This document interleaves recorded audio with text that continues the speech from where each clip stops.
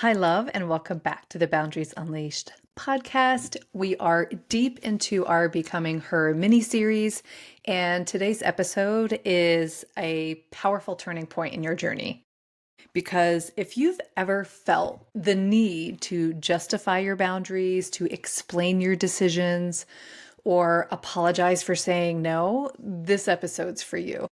Because I want to talk about why, especially as recovering people pleasers and deeply feeling women, we really struggle to hold boundaries without feeling like we owe someone a complete novel. Like we really feel like we have to over explain ourselves. And more importantly, I want to show you how to stop over explaining and start trusting your decisions, your no's, your energetic limits, and there's no explanation required. So let's name it. Over explaining is a survival strategy. It's a nervous system habit. It is something that you've learned to do. It's not a character flaw. It is just something that you've learned over time as a survival mechanism. And if you grew up in a home or culture where saying no wasn't safe, or where authority was rigid and explaining yourself became a ritual, um, or even explaining yourself might actually buy you safety or softness or acceptance or leeway. These are key signs here, because for many of us, especially those who are raised as like good girls, if you will, being agreeable meant survival, and explaining yourself became a ritual of asking permission to exist. And the truth is, you don't owe anyone a performance to validate your boundaries. Boundaries are not courtroom arguments, right? You don't have to justify them in front of a judge, right? They're declarations of our energetic truth. Okay, so why do we do this, right? Every time we over explain, every time we have to give that novel of excuses or whys, we're really leaking our own personal power. We're unconsciously asking ourselves, is it okay to honor myself? Every time we do that. And so the minute we do it, we actually are leaving the door open for other people to negotiate with us, because they don't feel the trust that we have within ourselves. So they're almost going to question it because you don't, or we don't feel solid in our decision. And so it leaves the gate open. It leaves room for negotiation. It leaves room for, if you don't have certainty in this, I can provide that for you. And it may or may not be in your best interest. It's always going to be in their best interest. And mystically speaking, when we over explain, we're really sending a signal out that we're unsure and that our intuition isn't trustworthy. And so it forces us to rely on external validation to feel safe in our own truth. But a boundary doesn't need to be justified to be honored. It really just needs to be embodied. And that's where our intuition is there to support us. So why is this so damn hard? Why is it so hard? And so I want to walk you through three major reasons rather. And the first one is the fear of being misunderstood or rejected. And this is a powerful one, right? We are human, where our brains are wired for human connection. We work in groups, we live in groups, we live in communities. It is in our best interest to be in a tribe, right? And so when we have this big fear of being misunderstood or rejected or kicked out of the tribe or kicked out of the friend group or kicked out of whatever work hierarchy that exists, this is why we over explain ourselves. And so recovering people pleasers carry this really deep fear of being cast out, disliked, or even misunderstood. And so we learned that being liked is safer than being authentic to ourselves. So that's probably the biggest one, is the fear of being misunderstood or rejected. A second major reason is we interpret guilt as a false compass. And what I mean by that is that when the feelings of guilt come up, we make it mean wrong, or ooh, if I'm feeling guilty, what I'm doing is wrong, or if I'm feeling guilt, I need to change my behavior, right? And so when we say no and that guilt kind of swoops in, right? It's because we've been taught to equate self-protection with selfishness. And so we think if we're protecting ourselves or protecting our energy or our time and holding that boundary, that we're being selfish. And that's why that guilt comes up. And it becomes our inner alarm, and it forces us to want to change our behavior because it feels so uncomfortable. Even when we didn't do anything wrong, we just told our truth, our energetic truth. Okay. So utilizing guilt as a false alarm, that's a major reason why. And thirdly, the nervous system discomfort with stillness. Now, one of the things that happens when we set a boundary is that moment right after the boundary, the moment, that silence where the other person hears us and we hear ourselves, and we let that sink in of what it actually means. And that silence that follows a boundary can be so excruciating. It can feel long, it can feel loud, it can feel intense. And that space that comes after it is uncomfortable, and we want to fill it. And that's where the over explaining, the excuses, the let me validate my reasons why, let me prove to you why I've set this as a boundary. And so we want to fill it, we want to soften it, we want to over explain. But it's in the stillness, that moment after, in that quiet and that stillness, that's actually where our power lives.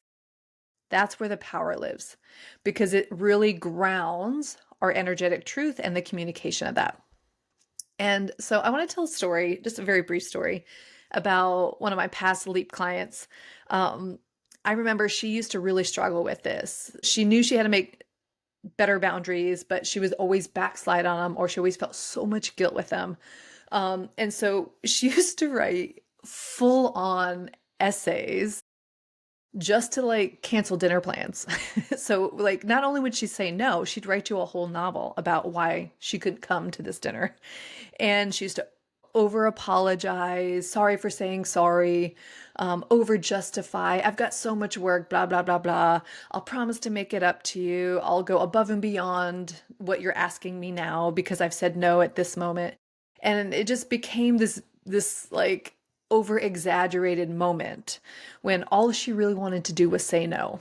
And after working together and after her utilizing the LEAP framework that I teach in my coaching program, it was really her nervous system safety that needed that love and attention, because once she felt safe, once her mindset was a little healthier, once she understood the power of energetic boundaries, a few weeks into this work, she was able to send her first 5-word boundary.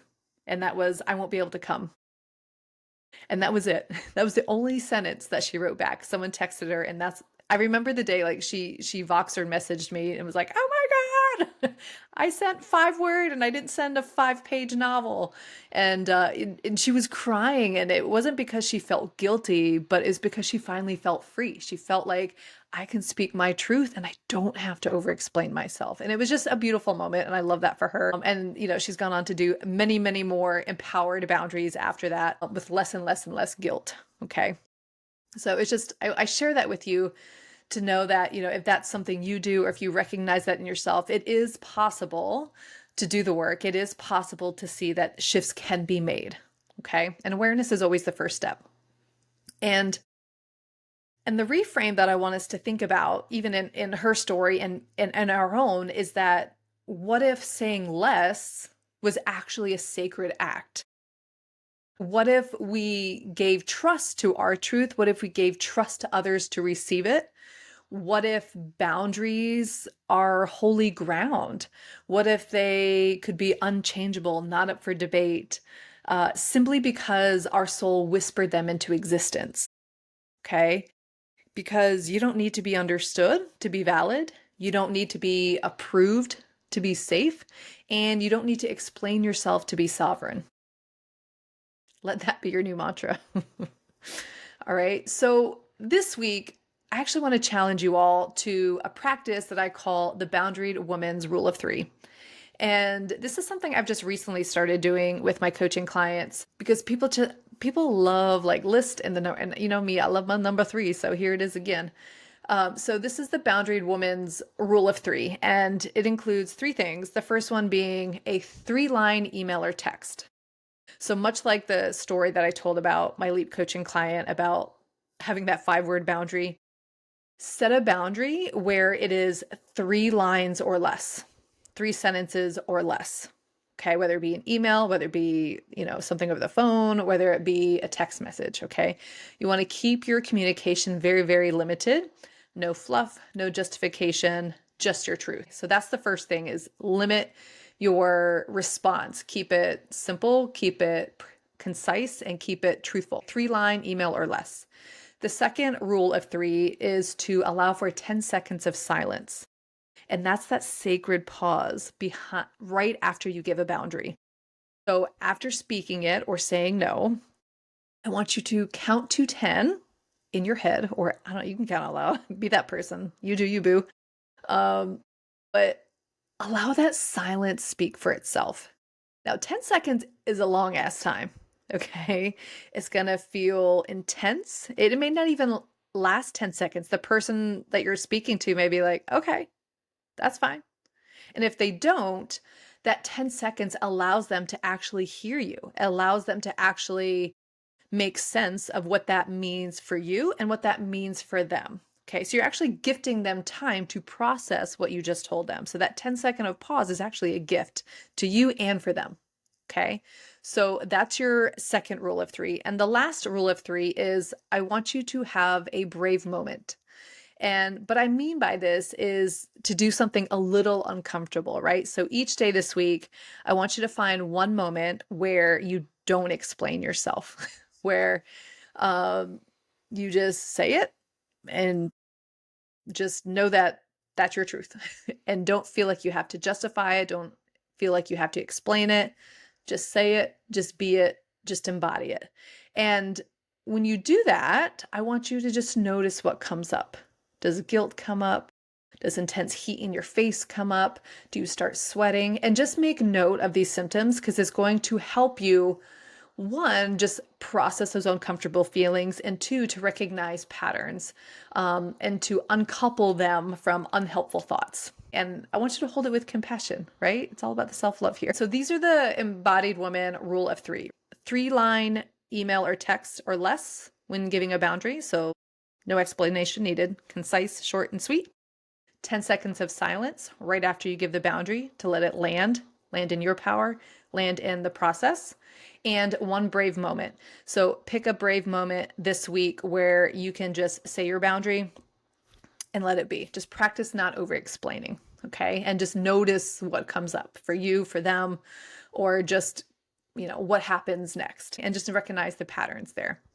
And through this, as you practice this week, I just want you to remember your energetic field. And I say your energetic field, what I'm really talking about is just like your relationship with yourself, but also how that relationship is in connection with others. So when I say your energetic field, I mean like, yes, you, but also you with others. Okay. It's watching, it's paying attention. And so every boundary that you hold without over explaining, it tells your inner self that I trust you. I trust you. I trust that we've got this. And it just reaffirms who you are, what you're about. It reaffirms your relationship with others. It reaffirms, your mission on this earth. And that's a beautiful thing. And so as you're listening to this episode, if it really resonated with you, I really want you to share it with a friend who's ready to trust herself, who is the first person that may over-explain or over-apologize or apologize for apologizing. And, let this power be shared with them to say, hey, I see you. Hey, I recognize some things you do in myself as well. Let's work on this together. Share the love, because this is something that every recovering people pleaser struggles with.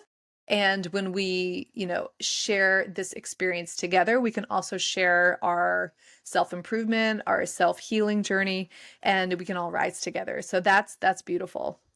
So share it with her, tag me on Instagram, leave a review. And if you're ready to deepen this practice and community, my Leap coaching program would be a great fit for you. And I'll have all that information in the show notes that you can reach directly out to me or learn more. Now, as we recap here, remember your truth is enough. Your no is sacred.